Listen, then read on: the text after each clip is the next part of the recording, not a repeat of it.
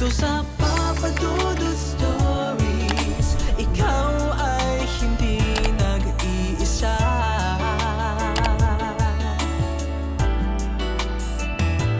Dito sa Papa Dudut Stories, may nagmamahal sa'yo. Papa Dudut Stories, Papa Dudut Stories. Dear Papa Dudut, sa lahat po ng mga nakatutok ngayon, huwag pong kalimutan mag-like, mag-share at mag-subscribe. Maraming salamat po sa inyong lahat.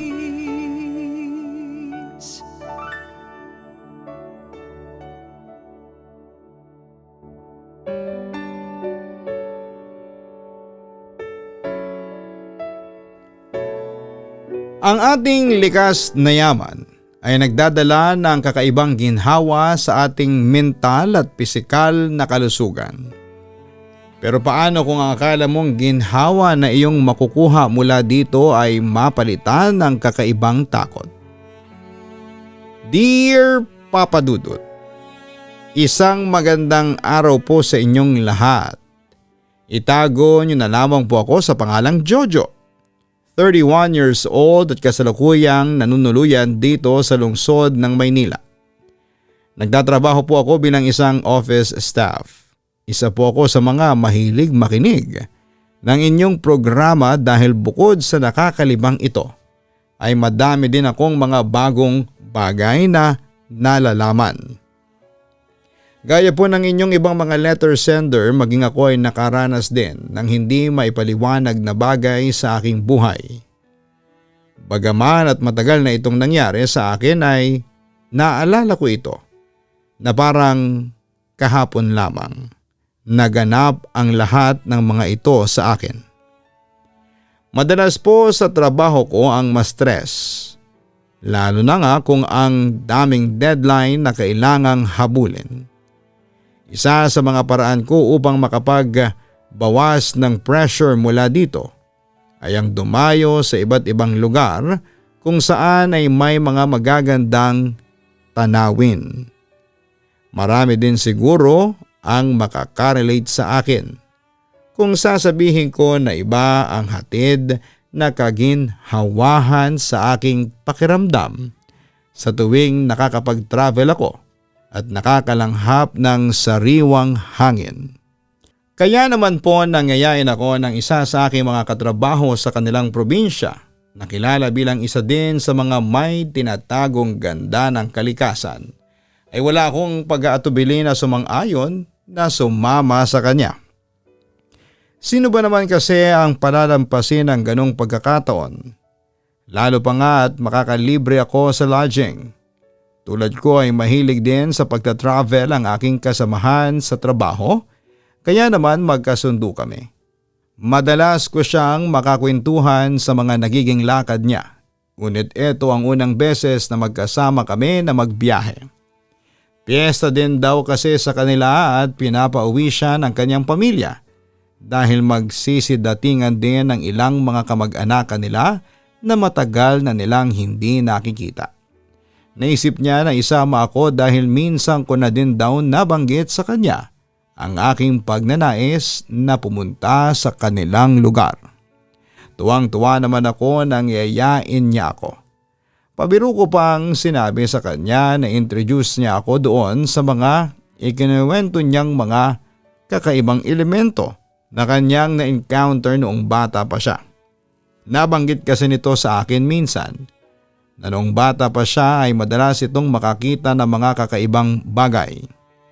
Alam niyo naman po sa ating bansa, marami talagang mga urban legends tungkol sa mga engkanto, nuno o di kaya naman ay mga kapre kuno na naninirahan sa mga kagubatan. Hindi naman ako naniniwala sa ganong mga bagay dahil sa tagal ko nang nagtatravel sa mga gubat at mga bundok, ay wala naman akong na-encounter na ganitong mga bagay. Nang biruin ko siya ukol dito ay natatawa lamang niya akong mahinang sinuntok sa balikat at binalaan na huwag daw magbibiro ng ganon sa harapan ng kanyang mga kamag-anak dahil malaki ang paniniwala nila sa mga ganong mga bagay. Kapag narinig nila ang joke kong yon ay siguradong mapapagalitan ako dahil para sa kanila, ang ganong mga bagay ay hindi dapat ginagawang biro. Dahil posible daw na ma-attract ang mga nilalang na yon na patunayan na totoo ang kanilang existence. Natatawa na lamang akong sumang-ayon sa kanya. Well, wala namang masama na sumunod sa mga paniniwala nila at wala namang mawawala sa akin sa pagtalima dito. Napagpasyahan namin na magkita na lamang sa terminal ng bus na aming sasakyan patungo sa kanilang probinsya matapos ng aming pag-uusap na yon. Pagka-uwi ko ng araw na yon ay agad kong inihanda ang aking mga gagamitin. Nagdala ako ng pang-swimming at pang-hiking na mga damit dahil balak naming maligo sa dagat malapit sa kanilang lugar at umakyat na rin ng bundok. Medyo excited ako ng mga panahong yon dahil na nga rin sa first time kong mararating ang kanilang lugar. Kaya naman todo handa ako at isip ng mga gagawin ko pagdating namin sa lugar nila. Ilang araw pa ang lumipas at dumating na nga ang pinakahihintay kong araw ng aming pag-alis. Maaga pa lamang ay nagbiyahe na kami upang makarating din kami ng gabi o madaling araw doon. Medyo matagal kasi ang aming igugugol sa kalsada at nakadepende pa sa mga stopover ang itatagal ng aming biyahe. Hindi naman kami nahirapang bumili ng tiket para sa bus dahil nagkataong hindi naman gaanong kadami ang nagbabiyahe ng mga panahong yon.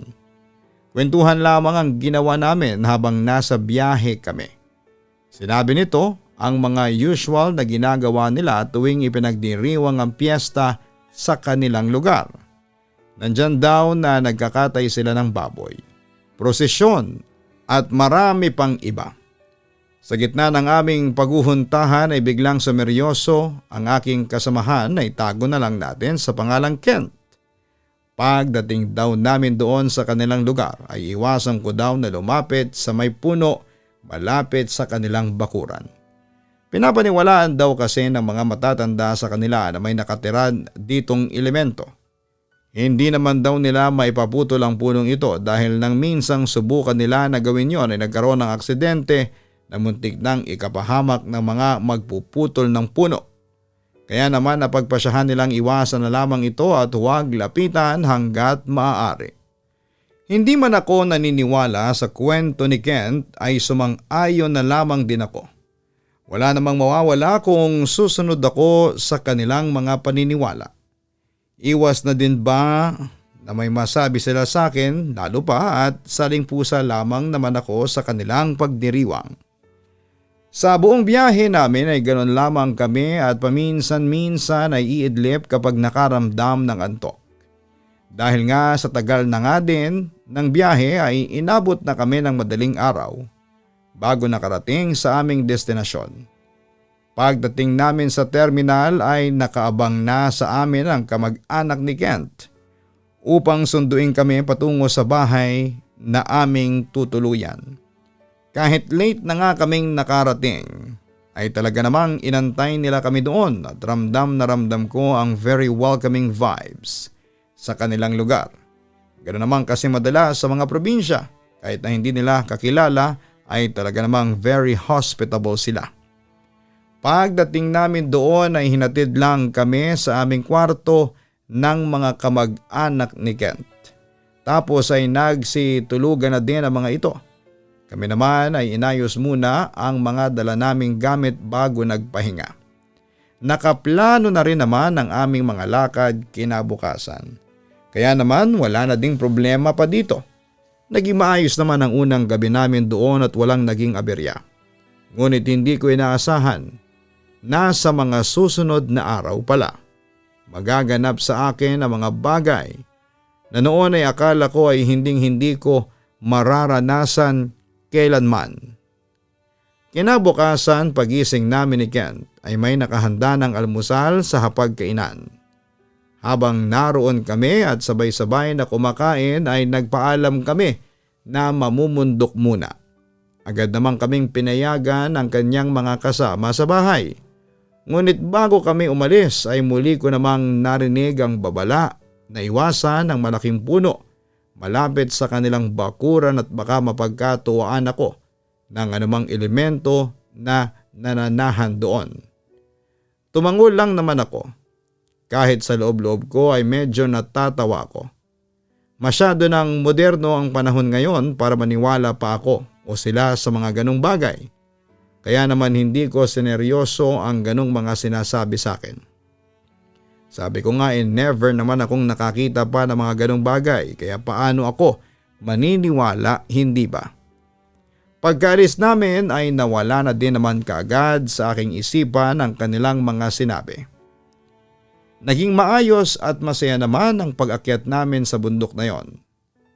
Bagaman at nakakapagod, ay worth it naman yon dahil sa ganda ng tanawin pagdating sa tuktok.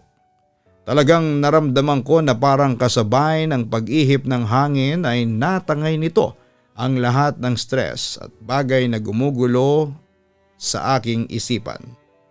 Nanatili lang naman kami doon ng mga 1 oras bago nagpa siyang bumaba na muli. Halos paggabi na nang makabalik kami. Malapit na kami sa aming tinutuluyan nang makaramdam ako ng tawag ng kalikasan. Since malapit na lang naman kami ay titiisin ko na sana, ngunit parang hindi ko na talaga kaya. Kaya naman nagpaalam ako kay Kent at sinabing mauna na ito at susunod na lamang ako. Medyo nag-alala pa nga ito sa akin at baka maligaw daw ako. Sinabi ko naman sa kanya na alam ko na ang daan pabalik at ako na ang bahala.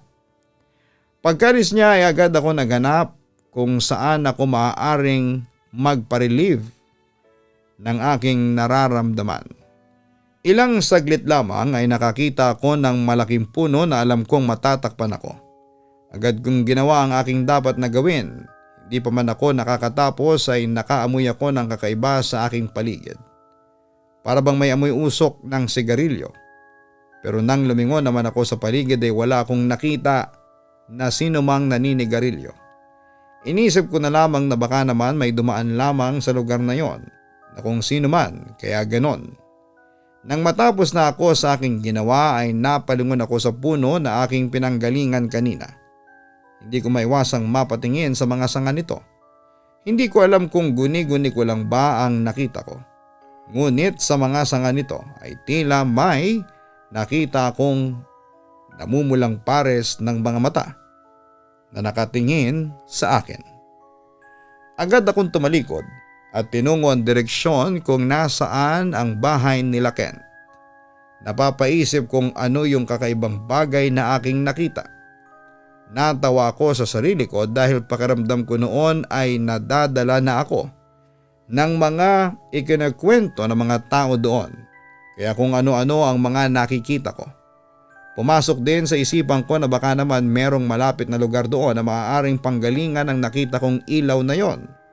Pagdating ko sa bahay nila Kent ay agad akong pinagugas sa isang palanggana na may asin ng kanyang mga kasamahan sa bahay. Nagtataka naman ako sa kanilang ginawa pero matapos naman ito ay ipinaliwanag sa akin ni Kent na nakasanayan na daw yon ng mga matatanda sa kanila upang kung sakali man daw na may sumamang kung anong elemento sa amin ay maitaboy at hindi na makapasok pa sa loob ng bahay. Napapakamot na lamang ako sa ulo na tumango kay Kent.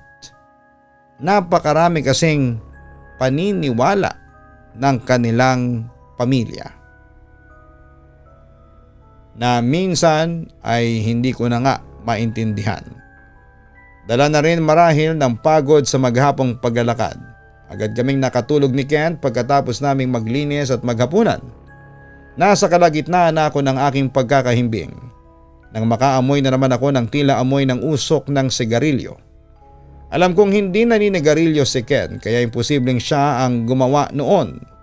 Kahit antok na antok pa ako ay idinilat ko ang mabibigat na talukap ng aking mga mata upang tingnan ang pinanggagalingan ng aking naaamoy. Inilibot ko ang aking paningin sa paligid ng aming silid ngunit wala akong nakita na kahit na sino doon. Napadako ang aking tingin sa bukas na bintana ng aming silid. Dito ay nakita ko ang usok na pumasok sa kwarto. Nagtataka ako kung paanong nakaabot sa itaas ng kanilang bahay ang usok na yon. Samantalang ang alam ko ay hindi naman ganong kalayo ang naabot ng upos ng sigarilyo. Napatayo tuloy ako sa aking kinahihigaan at dahan-dahang lumapit sa bintana upang silipin ang labas ng bahay at matukoy ang pinanggalingan ng usok na yon. Pagkasilip ko sa bintana ay wala din akong natanaw na sino bang tao na naroroon. Ngunit habang nakatingin ako ay napansin ko ang malalaking paa na nakatayo sa may gilid ng bahay malapit sa bintana na aking kinakalagyan. Halos nakadikit ito sa dingding ng bahay at may itim ang mga ito na akala mo ay kinulayan ng uling. Medyo kinakabahan na ako ng mga oras na yon dahil alam ko sa sarili ko na walang sino mang normal na tao ang maaaring magmay-ari ng mga malalaking paa na yon. Binaybay ng aking mga mata ang bagay na yon hanggang sa matukoy ko ang nagmamay-ari ng malalaking paa na ito. Nang iangat ko ang aking paningin ay talaga namang nanginig ang buong katawan ko dahil pagkalampas ko sa may bintana ng aming kwarto ni Kent ay nakita ko ang isang itim na nilalang na matiim ang pagkakatitig sa akin. Namumula ang mga mata nito habang sa mga labi nito ay nakaipit ang isang tabako. Mahaba ang buhok nito na medyo kulot at buhaghag habang itim na itim ang buong katawan. Bukod sa kanyang mga namumulang mga mata. Hindi ako makakilos sa aking kinakatayuan. Hindi ko alam kung saan ako kumuha ng lakas ng loob na makipagtitigan din sa naturang nilalang. Maya-maya pa ay tuluyan na itong humarap sa akin at inilapit ang kanyang mukha. Gumisi ito bago ako binuguhan ng usok mula sa kanyang hinihit-hit na tabako. Pagkatama sa akin ng usok na yon ay napapikit ako. Ngunit pagdilat ng aking mata ay umaga na at nakahiga na akong muli sa aking kama na tinutulugan. Napabalikwas po talaga ako ng bangon ng oras na yon at napatakbo sa bintana. Walang anumang bakas ng nilalang na aking nakita kagabi at napatanong ako sa aking sarili kung panaginip lamang ba ang lahat ng nangyari. At kung ano ang nilalang na yon na dumalaw sa aking panaginip. Wala naman na si Kent sa kanyang higaan at rinig ko na din na ang ingay sa ibaba ng bahay kaya naman naisipan ko na ring makijoin sa kanila at bumaba na. Pagkababa ko ay napansin ko ang kakaibang tingin ng mga matatanda doon. Alanganin naman akong ngumiti sa kanila dahil hindi ko alam kung bakit ganon silang makatitig sa akin. Naghilamos na lamang muna ako upang mahimasmasan na rin sa mga bagay na gumugulo sa aking isipan. Pagkalabas ko ay nakita ko nandoon na si Kent. Agad itong lumapit sa akin at tinapik ako sa balikat. Niyaya ako nito na doon kami sa labas mag-almusal. Agad naman akong pumayag dahil mukhang maganda ang sinag ng araw at maganda ang view doon habang kumakain at nagkakape. Pagkaupo namin, ay pansin ko na parang may gustong sabihin si Kent sa akin. Kaya naman ako na nag-initiate na magtanong kung ano ang bumabagabag sa kanya. Napabuntong hininga ito sabay tanong sa akin kung madalas daw ba talaga akong mag-sleepwalk. Nakakunot ang aking noo na napalingon sa kanya sabay tanong kung bakit niya naman biglang natanong ang bagay na yon. Sabay sagot dito na never ko pang naranasan ang mag-sleepwalk. Tumingin siya sa akin, sabay sabing kagabi daw kasi ay nagisingan niya akong nakatayo sa may bintana. Nakapikit at nakatayo lamang doon ng diretso. Gigisingin daw niya ako ngunit parang may malalim na pagkahimbing ako. Kaya naman iginaya na lamang niya ako pabalik sa aking kama. Ang nakapagtataka daw ay noong inayos niya ako ay amoy usok ako ng sigarilyo. Alam naman daw niya na hindi ako naninigarilyo kaya medyo napaisip siya kung saan galing ang amoy na yon. Pumasok daw sa kanyang isipan na baka nag-sleepwalk ako at may nakasalamuhang pinanggalingan ng amoy na yon. Habang nagkikwento siya ay matiim lamang akong nakikinig sa kanya. Hindi ko magawang sagutin ang mga sinabi niyang yon dahil maging ako ay hindi din alam kung bakit ganon ang mga nagaganap. Biglang pumasok sa aking isipan ang aking kakaibang panaginip at napatanong muli sa aking sarili kung talaga nga bang panaginip lamang ang bagay na yon o totoo itong nangyari. Upang mapanatag si Kent ay sinabi ko na lamang na baka kaya ganon. Ang nangyari ay dahil na din sa pagod ko sa pag-akyat sa bundok. Alam kong hindi siya naniniwala sa aking sinabi, ngunit hindi na niya ako kinulit pa tungkol sa bagay na yon. Hindi naman sa wala akong tiwala sa kanya pero parang mahirap lang para sa akin na magkwento na naging karanasan ko. Dahil maging ako ay hindi maipaliwanag ang tila panaginip na kaganapang yon sa akin. Pagkatapos naming mag-almusal ay tumulong na din kami sa pag-aasikaso sa bahay dahil bisperas na rin ang piyesta sa kanila. Medyo abala na ang mga tao sa paghahanda ng mga ihahaing pagkain at mga aktibidad na kanilang mga gagawin sa mismong araw ng kanilang pinakahihintay na pagdiriwang. Nakatulong din ang pagiging abala namin ang araw na yon upang makalimutan ko pansamantala ang kakaibang karanasan ko. Kinagabihan ay nagkayaan kaming mag-inuman ng mga pinsan ni Kent. Ang mga matatanda naman ay abala sa pagluluto. Mukhang magdamagan silang maghahanda para sa magiging kaganapan kinabukasan. Masaya kaming nagkukwentuhan nang hindi sinasadya ay mapatingin ako sa kakahuyang bahagi ng kanilang lugar. Mula doon ay napansin ko ang pulang mga ilaw na nakita ko noon sa mga sanga ng punong aking tinigilan kahapon nang makababa na kami sa bundok ni Kent. Titig na titig ako dito at napatalon pa ako ng bahagya nang biglang mawala at lumitaw muli ang mga ilaw na yon. Tila kumurap ito na siyang ikinagulat ko.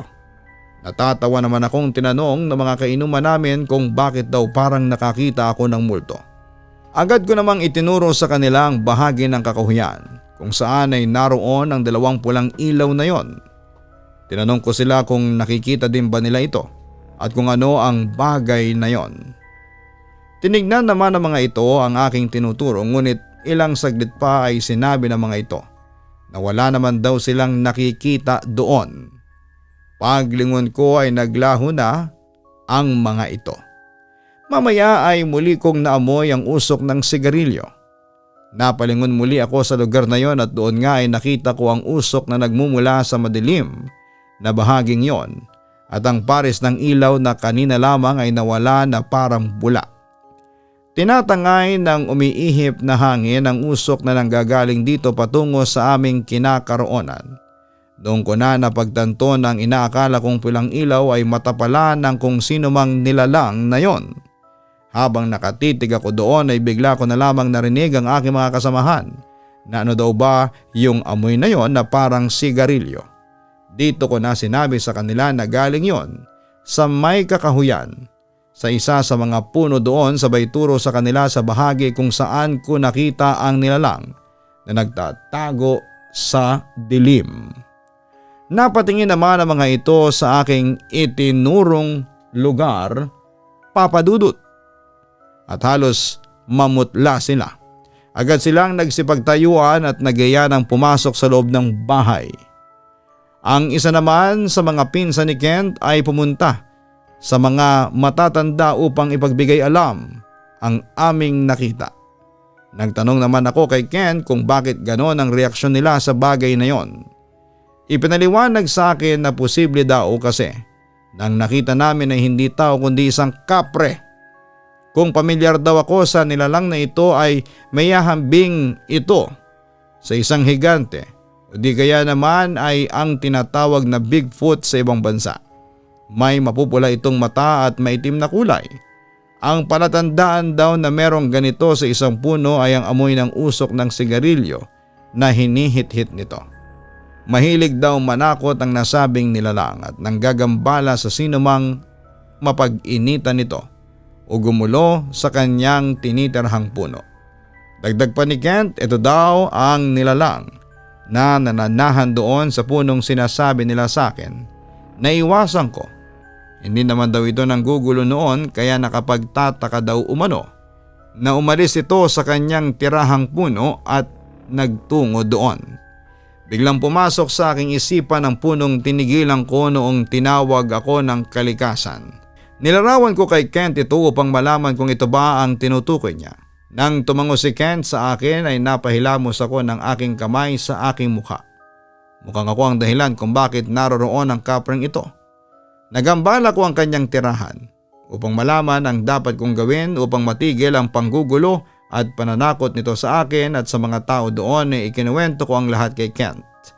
Mula sa aking ginawa sa puno ay yung tila malapanaginip kong karanasan noong nakaraang gabi. Matapos kong ibahagi ito sa kanya ay nakatingin lamang siya sa akin at tila pinoproseso pa nito ang lahat ng aking sinabi sa kanya. Agad namang kaming lumabas ng bahay. Naabutan namin ang mga matatanda doon na nagkukumpulan at nagbubulungan. Nang makita nila kami ay pinipilit na mga ito na pumasok sa loob ng bahay dahil delikado raw ang lugar na yon. Dito ko na inulit sa kanila ang lahat ng mga ikinuwento ko kay Kent at napapalatak naman ang mga matatanda doon at napagalitan ako ng husto. Ang mga kabataan daw talaga na taga-syudad ay kagaya ko na matitigas ang ulo at hindi marunong makinig sa kanila. Tila biro lang daw sa tulad ko ang ganong mga bagay kaya napapahama kami.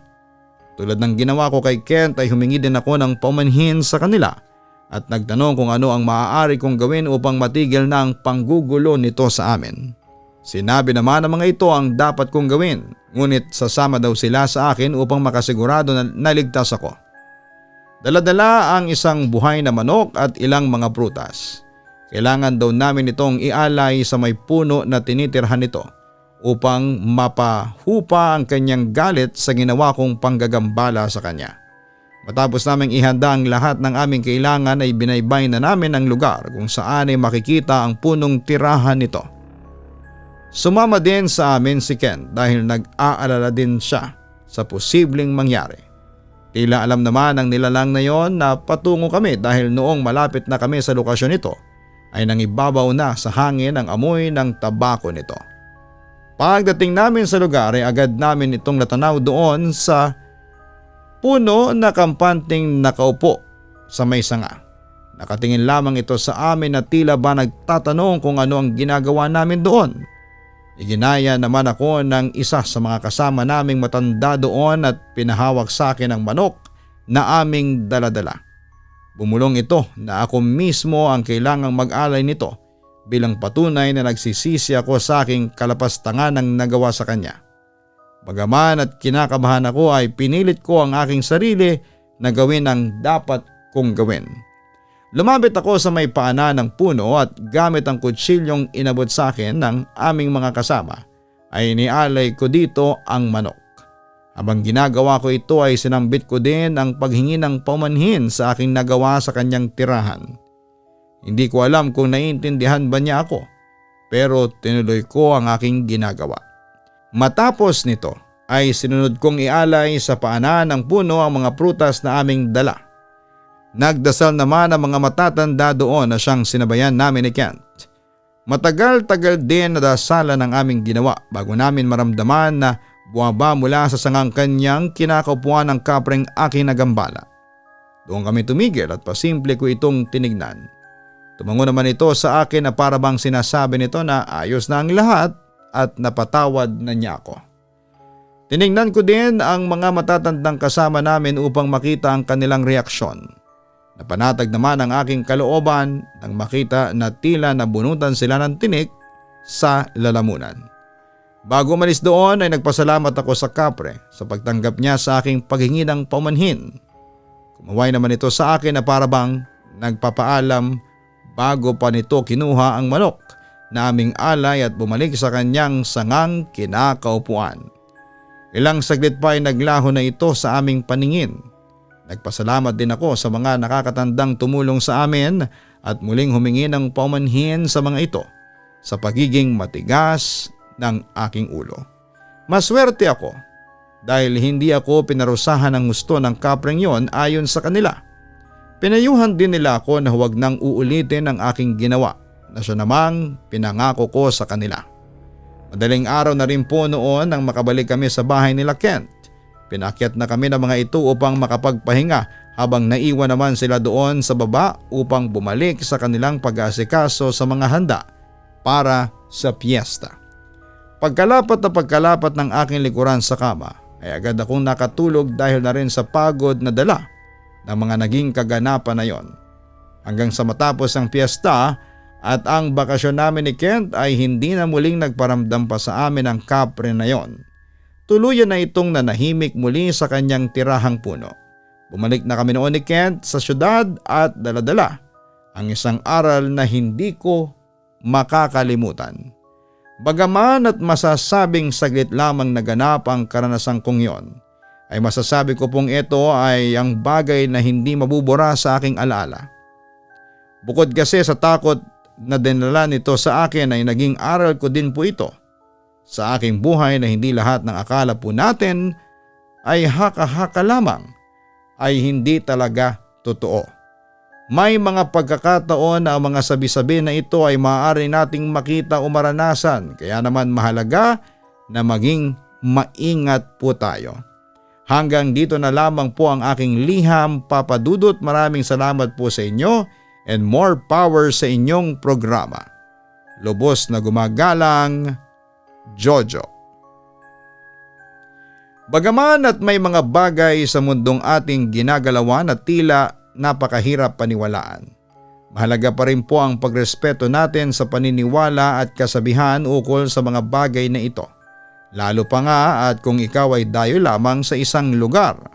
Kadalasan ang mga bagay na hindi po natin nakikita ay siya palang bagay na magpapamulat sa atin sa katotohanan na may mga pangyayari, bagay at kaganapan sa ating mundo na mahirap paniwalaan, ngunit magdadala pala ng malaking pagbabago sa paniniwala natin sa buhay.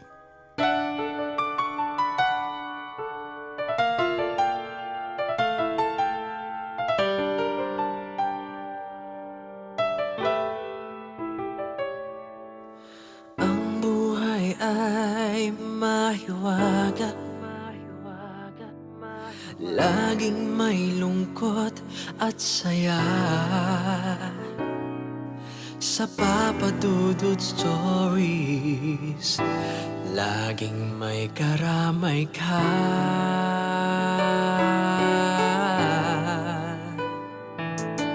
Mga problemang kay bigat, dito ay pakikinggan ka. Sa Papa Dudut Stories, kami ay iyong kasama. Dito sa Papa Dudut Stories, ikaw ay hindi nag-iisa.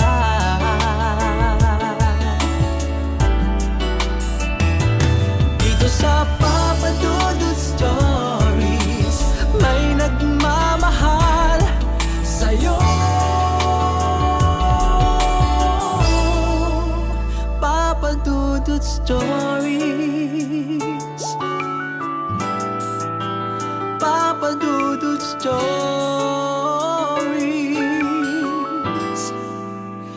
Papa Dudut Stories.